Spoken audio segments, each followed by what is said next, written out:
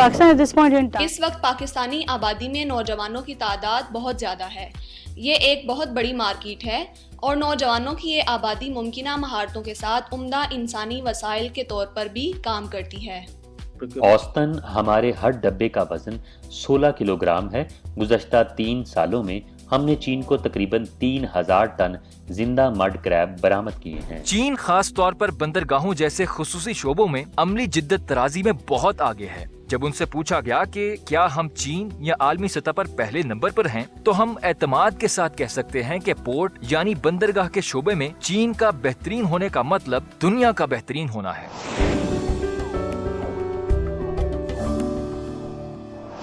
معزز ناظرین، آج کے پاک چائنا ایکسپریس پروگرام میں خوش آمدید. میں ہوں آپ کی ورچوئل میزبان زون احمد خان. حالیہ 2024 گلوبل ڈیجیٹل اکانومی کانفرنس میں پاکستان کی وزارت انفارمیشن ٹیکنالوجی اور ٹیلی کمیونیکیشن نے قابل ذکر شرکت کی. ڈیجیٹل اکانومی سیکٹر میں پاکستانی حکومت کے آئندہ اقدامات تیزی سے واضح ہوتے جا رہے ہیں. Today we're here for the Global Digital Economy. آج ہم یہاں بیجنگ میں گلوبل ڈیجیٹل اکانومی کانفرنس کے لیے موجود ہیں اور اس میں شرکت کا بنیادی مقصد دنیا بھر میں مختلف پارٹنرز کے ساتھ ملنا اور ان کے ساتھ حقیقی کاروباری تعاون پیدا کرنا ہے جو یہاں اپنے اداروں کی نمائندگی کرنے آئے ہیں. اور خیال یہ ہے کہ ڈیجیٹلائزیشن اور ڈیجیٹل معیشتیں اب بین الاقوامی اور بین الملکی حقیقت کے طور پر سامنے آ رہی ہیں. ہم اس مخصوص شعبے میں دیگر ممالک کے ساتھ کس طرح مل کر کام کرنے کو آگے بڑھا سکتے ہیں اور پاکستان اس مہارت اور مشترکہ تجربے سے کیسے فائدہ اٹھا سکتا ہے اور پاکستان دیگر ممالک کی قدر میں اضافے کے لیے کیا مثبت کردار ادا کر سکتا ہے. بیجنگ کی ڈیجیٹل معیشت نے 1.88 ٹریلین RMB کی اضافی قدر حاصل کی تھی، جو 2023 میں سال بہ سال 8.5% اضافے کو ظاہر کرتی ہے. اس وقت بیجنگ کا نیا انفراسٹرکچر جیسے 5G بیس اسٹیشنز اور انٹیلیجنٹ کمپیوٹنگ سینٹرز تیزی سے بہتر ہو رہے ہیں. اس کا ڈیٹا ایلیمنٹ ایکو سسٹم قائم ہو چکا ہے. اس کے علاوہ مصنوعی ذہانت اور خود مختار ڈرائیونگ جیسی ڈیجیٹل صنعتیں ترقی کر رہی ہیں. Get investment from China. Main goal. ہمارا بنیادی مقصد 3 خاص شعبوں جن میں ڈیجیٹل معیشت، ڈیجیٹل گورننس اور ڈیجیٹل سوسائٹی شامل ہیں پوری قوم کو ڈیجیٹلائز کرنا ہے. البتہ ڈیجیٹل معیشت یقینی طور پر ایک اولین ترجیح ہے اور ہم پہلے ہی نیشنل ڈیجیٹل کمیشن تشکیل دے چکے ہیں جہاں وزیر اعظم خود اس پورے عمل کی نگرانی کریں گے. حکومت پاکستان نے IT کے شعبے میں 79 ارب روپے سے زائد کی سرمایہ کاری کی تجویز دی ہے تاکہ اس کی ترقی کو فروغ دیا جا سکے اور ملک میں ڈیجیٹل تبدیلی کے عمل کو آسان بنایا جا سکے. اہم منصوبوں میں کراچی میں IT پارک کے لیے 8 ارب روپے اور اسلام آباد میں ٹیکنالوجی پارک کی ترقی کے لیے 11 ارب روپے شامل ہیں. So Pakistan at this point in time. اس وقت پاکستانی آبادی میں نوجوانوں کی تعداد بہت زیادہ ہے. یہ ایک بہت بڑی مارکیٹ ہے اور نوجوانوں کی یہ آبادی ممکنہ مہارتوں کے ساتھ عمدہ انسانی وسائل کے طور پر بھی کام کرتی ہے. اس نوجوان آبادی کا مطلب ہے کہ ہمارے خطے کے مقابلے میں بہت مناسب لاگت پر مؤثر، پیشہ ور اور نہایت قابل انسانی وسائل موجود ہیں. 25,000 سے زائد IT گریجویٹس اور فری لانسرز نے غیر ملکی زر مبادلہ کمانے کے لیے بین الاقوامی کمپنیوں کے ساتھ کاروباری تعاون پیدا کر کے IT برآمدات میں اضافے میں اہم کردار ادا کیا ہے. چونکہ IT انڈسٹری SIFC کے لیے بنیادی معاون صنعتوں میں سے ایک ہے، اسٹیٹ بینک آف پاکستان نے IT اور IT سے جڑی سروسز کی برآمدات کو فروغ دینے کے لیے برآمد کنندگان کے خصوصی غیر ملکی کرنسی اکاؤنٹس میں برآمدی آمدن کی ریٹینشن کو 35% سے بڑھا کر 50% کر دیا ہے. So the idea اس پالیسی کے علاوہ بشمول اسپیشل ٹیکنالوجی زونز ہمارے پاس متعدد مختلف مراعات ہیں. ہمارے پاس ایکسپورٹ پروموشن زون ہیں. ہم نہ صرف سروسز کو سپورٹ کر رہے ہیں بلکہ 100% اکویٹی کے ساتھ مینوفیکچرنگ اور واپسی بھی کر رہے ہیں. یہ زونز کام کرنے کے حوالے سے بہت اعلیٰ ہیں. ایک غیر ملکی کمپنی کے طور پر پاکستان سے کام کرنے کے بہت سے فوائد ہیں. پاکستان نے مالی سال 2023-24 کے پہلے 10 ماہ کے دوران مختلف ممالک کو مختلف IT سروسز فراہم کر کے $2.593 بلین کمائے، یہ مالی سال 2022-23 کے انہی مہینوں کے دوران سروسز کی فراہمی سے حاصل ہونے والے 2.135 بلین امریکی ڈالر کے مقابلے میں 20.4% اضافے کو ظاہر کرتا ہے۔ کمپیوٹر سروسز کی برآمدات میں 24.55% اضافہ ہوا اور یہ گزشتہ سال کے 1.729 ارب ڈالر سے بڑھ کر 2.153 ارب ڈالر ہو گئیں، جبکہ انفارمیشن سروسز کی برآمدات میں 105.90% کا اضافہ دیکھا گیا، جو 4.24 ملین ڈالر سے بڑھ کر 8.73 ملین ڈالر تک پہنچ گئیں۔ ٹیلی کمیونیکیشن سروسز کی برآمدات 7.04% اضافے سے 430.59 ملین ڈالر تک پہنچ گئیں۔ 3 جولائی کو گلوبل ڈیجیٹل اکانومی کانفرنس 2024 نے گلوبل ڈیجیٹل اکانومی پر وائٹ پیپر جاری کیا، جس سے پتہ چلتا ہے کہ مصنوعی ذہانت پر مبنی ٹیک بریک تھرو اور صنعتی ترقی میں تیزی آئی ہے۔ 2024 کے پہلے 3 مہینوں تک دنیا بھر میں تقریباً 30,000 مصنوعی ذہانت کی کمپنیاں تھیں، جن میں سے 15% چین میں تھیں۔ چین میں ٹیک انڈسٹری کے بہت سے لوگوں سے ملنا اور یہ دیکھنا کہ وہ کس پیمانے پر کام کرتے ہیں، یہ یقینی طور پر ہمارے لیے آنکھیں کھولنے والا تجربہ ہے۔ میں یہاں آنے کے لیے بہت پرجوش تھا کیونکہ ہر کوئی مصنوعی ذہانت اور لارج لینگویج ماڈلز کے بارے میں بات کر رہا ہے۔ یہاں شنگھائی میں ہونا سیکھنے کے لیے ایک شاندار تجربہ ہے۔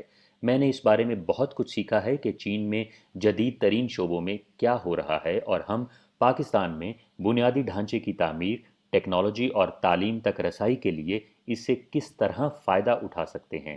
ہم ایک دوسرے کے درمیان تعلقات کو فروغ دینے اور چین اور پاکستان کے مابین بہت زیادہ تعاون پیدا کرنے کے لیے کام کرنے کے منتظر ہیں۔ چین کی IBI اور پاکستان کی وزارت information technology and telecommunication نے گلوبل ڈیجیٹل اکانومی کانفرنس 2024 کے دوران بیجنگ میں چائنا نیشنل کنونشن سینٹر میں اسٹریٹجک تعاون کے معاہدے پر باضابطہ طور پر دستخط کیے۔ IBI پاکستان میں اپنے کاروبار کو سپورٹ کرنے کے لیے مقامی اہم کاروباری اداروں کے ساتھ شراکت داری قائم کرے گا تاکہ ڈیجیٹل معیشت میں اپنے شاندار وسائل اور جدید ڈیجیٹل ٹیکنالوجی کے فوائد کا بھرپور استعمال کر سکے۔ اس کا مقصد پاکستانی حکومت کے ساتھ مل کر cross border integrated service platform, supply chain collaboration platform, cross border barter platform, cloud factory programme, کاروباری ترقی اور ٹیلنٹ ایکسچینج میں تعاون کو فروغ دینا ہے اور یوں چین اور پاکستان دونوں میں قائم کاروباری اداروں کی عالمی سطح پر موجودگی کو فروغ دیا جائے گا۔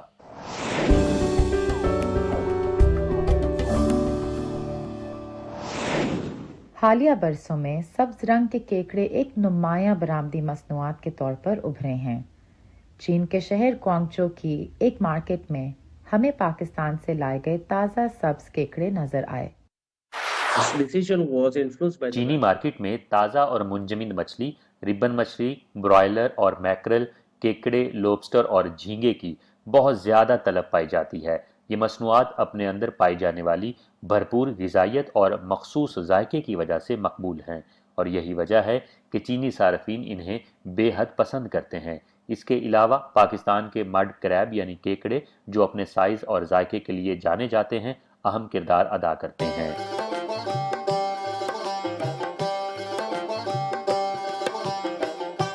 پاکستان کی سمندری غذا کی صنعت ترقی کر رہی ہے۔ مڈ کریب یعنی کیکڑا بین الاقوامی مارکیٹ میں مقبول ہو رہے ہیں۔ وولزا کے اعداد و شمار کے مطابق پاکستانی مڈ کریب کی مجموعی برآمدات 55,000 یونٹس ہیں، جن میں سے 46 برآمد کنندگان 122 خریداروں کو مڈ کریب فروخت کرتے ہیں، جس سے پاکستان دنیا بھر میں مڈ کریب برآمد کرنے والا تیسرا سب سے بڑا ملک بن جاتا ہے۔ چونکہ برآمد کنندگان بین الاقوامی منڈیوں کی تلاش میں ہیں، چین آہستہ آہستہ پاکستانی مڈ کریب کی سب سے بڑی مارکیٹ بن گیا ہے، جس نے برآمدی حجم کے لحاظ سے متحدہ عرب امارات اور امریکہ جیسے ممالک کو بھی پیچھے چھوڑ دیا ہے۔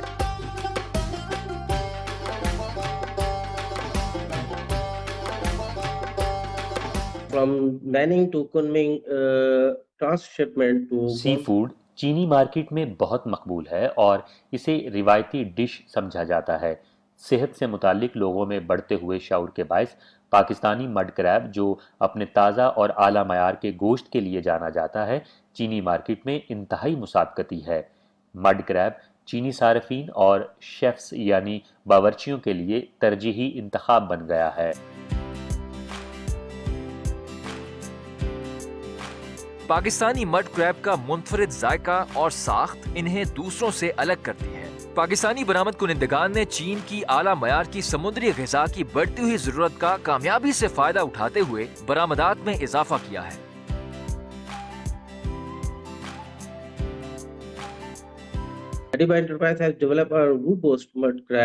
اوسطاً ہمارے ہر ڈبے کا وزن 16 کلو گرام ہے۔ گزشتہ 3 سالوں میں ہم نے چین کو تقریباً 3000 ٹن زندہ مڈ کریب برآمد کیے ہیں۔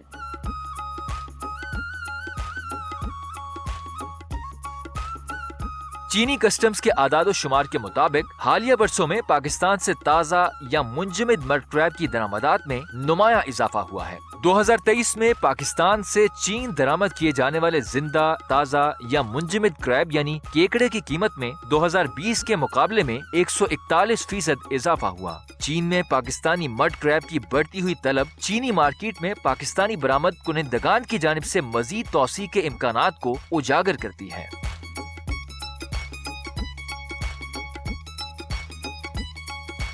Pakistan live mud crab are highly popular and in demand in Chinese market. Pakistan سے چین کو کیکڑے برآمد کرنے میں کئی اہم مراحل ہیں۔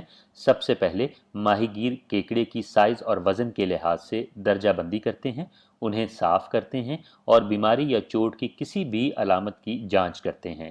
پھر کیکڑے کو احتیاط سے پیک کیا جاتا ہے تاکہ یہ یقینی بنایا جا سکے کہ ان کے پاس کافی آکسیجن ہے اور انہیں صحیح درجہ حرارت اور نمی پر رکھا گیا ہے۔ ماحول کو نقصان پہنچانے سے بچنے کے لیے کیکڑے کو نرمی سے سنبھالنا بہت ضروری ہے۔ نقل و حمل کے دوران مسلسل نگرانی اس بات کو یقینی بناتی ہے کہ کیکڑے تازہ اور صحت مند رہیں۔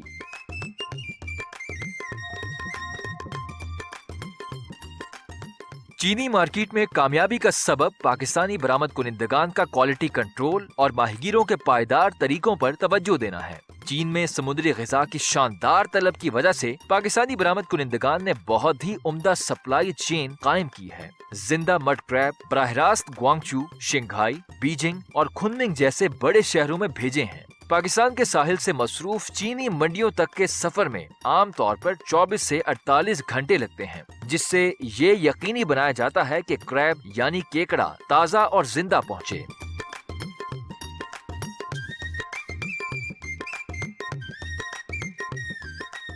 The procurement process include quality check and اس بات کو یقینی بنانا ضروری ہے کہ کیکڑے تازہ رہیں اور ان کے زندہ رہنے کی شرح زیادہ ہو۔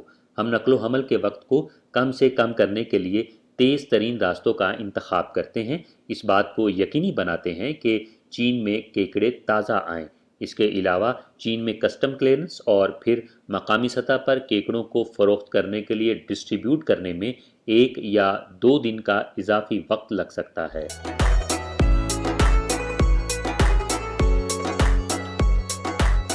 چین اور پاکستان کے درمیان سدا بہار پائی جانے والی اسٹریٹجک تعاون کی شراکت داری گہری ہوتی جا رہی ہے اور مختلف شعبوں میں تعاون مضبوط ہو رہا ہے۔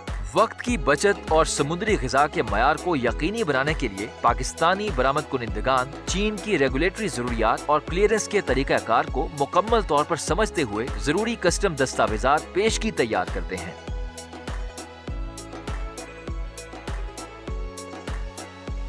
price of Pakistan live mud crab دستاویزات کی تیاری بہت اہم ہے۔ یہ دستاویزات برآمد کرنے کے لیے ضروری ہیں۔ تمام سامان کے ساتھ صحت کے سرٹیفکیٹس ہوتے ہیں جو چینی معیار پر پورا اترتے ہیں۔ چین پہنچنے پر ڈسٹریبیوٹروں اور پرچون فروشوں کو فراہم کرنے سے پہلے سامان کا معائنہ کیا جاتا ہے۔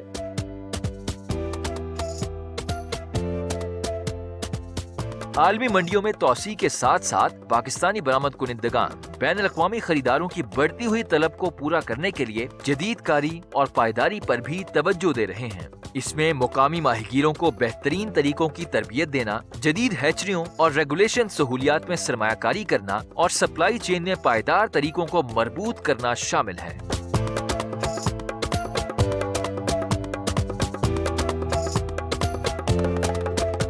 During peak season, ہم اپنی مصنوعات کی رینج کو متنوع بنانے اور مقامی ڈسٹریبیوٹرز، پرچون فروشوں اور ای کامرس پلیٹ فارمز کے ساتھ قریبی اسٹریٹجک شراکت داری قائم کرنے کے لیے پرعزم ہیں۔ اس کا مقصد نہ صرف چینی مارکیٹ میں بڑھتی ہوئی طلب کو پورا کرنا ہے، بلکہ پاکستان کی سمندری غذا کی صنعت کی پائیدار ترقی میں بھی حصہ ڈالنا ہے۔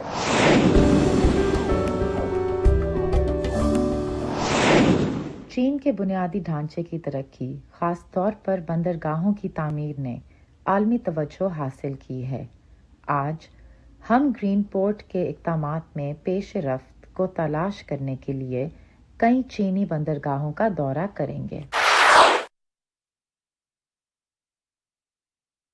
اس سال کے پہلے 6 مہینوں میں تقریباً 250 ملین ٹن کارگو کو ہینڈل کرنے والی عالمی معیار کی بندرگاہ کے طور پر تیانجن پورٹ کی سب سے نمایاں خصوصیت یہ ہے کہ یہ ایک مصروف بندرگاہ جیسی دکھائی نہیں دیتی ہے۔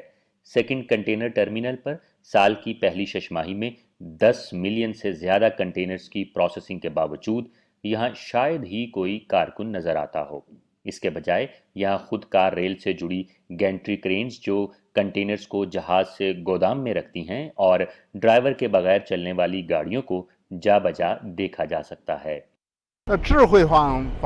ہم نے تیز رفتار تکنیکی ترقی کی مدد سے اسمارٹ ٹیکنالوجی کے شعبے میں نمایاں پیش رفت کی ہے۔ اے آئی، بگ ڈیٹا، کلاؤڈ کمپیوٹنگ اور خود مختار ڈرائیونگ ٹیکنالوجیز پر ہماری توجہ سے ٹرمینل آپریشنز میں بہت بہتری آئی ہے۔ تیانجن جیسی بڑی بندرگاہوں کے لیے ٹرمینل آٹومیشن کی سہولت ایک لگژری نہیں بلکہ ایک ضرورت ہے۔ یہ ہماری مجموعی کارکردگی کو بہت بہتر بناتا ہے۔ اگرچہ فرد کی ذہانت ذاتی کاموں کے لیے زیادہ اہم ہو سکتی ہے، لیکن بغیر کسی رکاوٹ کے کوآرڈینیشن کا عمل پورے آپریشن کے لیے بہت ضروری ہے۔ مشکل صورتحال میں کام کرتے ہوئے، خاص طور پر ایک بڑے جہاز کے لیے 10 آپریشن لائنوں کے ساتھ، ہمارے سسٹم انسانی صلاحیتوں کے مقابلے میں بہتر کارکردگی کا مظاہرہ کرتے ہیں۔ تیانجن بندرگاہ دنیا کا پہلا سمارٹ زیرو کاربن ٹرمینل ہے۔ یہ کارگو نقل و حرکت کے عمل کو اے آئی یعنی مصنوعی ذہانت کی مدد سے انجام دیتا ہے۔ اس ٹرمینل پر جدید سیلف ڈرائیونگ گاڑیاں استعمال کی جاتی ہیں اور یہ بلا رکاوٹ آپریشنز کے لیے 5G کو بیدو سیٹلائٹ کے ساتھ جوڑتا ہے۔ قابل ذکر بات یہ ہے کہ یہ ٹرمینل زیرو کاربن کے ساتھ یہ سب کچھ حاصل کرتا ہے۔ یہ مؤثر اور ماحول دوست بندرگاہوں کے لیے ایک نیا عالمی معیار قائم کرتا ہے۔ چین خاص طور پر بندرگاہوں جیسے خصوصی شعبوں میں عملی جدت طرازی میں بہت آگے ہے۔ جب ان سے پوچھا گیا کہ کیا ہم چین یا عالمی سطح پر پہلے نمبر پر ہیں، تو ہم اعتماد کے ساتھ کہہ سکتے ہیں کہ پورٹ یعنی بندرگاہ کے شعبے میں چین کا بہترین ہونے کا مطلب دنیا کا بہترین ہونا ہے۔ سمارٹ ٹرمینلز صرف مینول لیبر کو ہی ٹیکنالوجی سے تبدیل نہیں کرتے بلکہ انہوں نے زیرو کاربن کا درجہ بھی حاصل کیا ہے۔ تیانجن پورٹ کی توانائی کی ضروریات 100% ایک مربوط ونڈ سولر لوڈ سسٹم کے ذریعے پوری کی جاتی ہیں۔ جدید آپریشنل تکنیک نے روایتی خودکار کنٹینر ٹرمینلز کے مقابلے میں توانائی کے استعمال میں 17% کمی کی ہے۔ ونڈ، سولر اور ہائیڈروجن جیسے توانائی کے نئے ذرائع کے لیے بھی ایک تحریک جاری ہے، جس سے ایک نئی گرین لیڈر ساکھ پیدا ہوتی ہے۔ ہمارا zero carbon terminal carbon neutrality کے تصور کا اظہار ہے۔ ہم اپنے اسٹریٹجک لوکیشن یعنی محل وقوع کی بدولت اپنے استعمال سے بڑھ کر یا ویسے ہی زیادہ گرین بجلی پیدا کرتے ہیں۔ اگرچہ شمسی اور ونڈ ٹیکنالوجی بنیادی ٹیکنالوجیز نہیں ہیں، لیکن گرین انرجی کا مقامی استعمال مشکل ہے۔ ہمارا محل وقوع ہمیں یہاں ایک منفرد فائدہ دیتا ہے۔ تیانجن بندرگاہ سے 100 کلومیٹر جنوب میں خوانگ خوا بندرگاہ واقع ہے، جو چین کے لیے کوئلے کا ایک اہم مرکز ہے۔ یہ مسلسل 4 سالوں تک کوئلے کی پیداوار میں ملک میں سر فہرست رہا ہے، جو سالانہ تقریباً 200 ملین ٹن کوئلہ شپ کرتا ہے۔ خوانگ خوا بندرگاہ کسی زمانے میں یہاں کوئلے سے پیدا ہونے والی دھول کی وجہ سے بدنام تھی اور چین کی آلودہ ترین بندرگاہوں میں شمار ہوتی تھی۔ 那会儿的时候，就是一个是 جب تیز ہوا چلتی ہے تو آپ اڑنے والی دھول کے باعث اگلے کوئلے کے ٹرک کو نہیں دیکھ سکتے تھے۔ دن کے اختتام تک دفتر میں رکھے ڈیسک کوئلے کی دھول سے سیاہ ہو جاتے تھے۔ سائٹ پر کام کرنا تکلیف دہ تھا، آپ منٹوں میں کوئلے سے ڈھک جائیں گے۔ گرد و غبار کے مسئلے سے نمٹنا کلین آپریشن کے لیے اہم تھا۔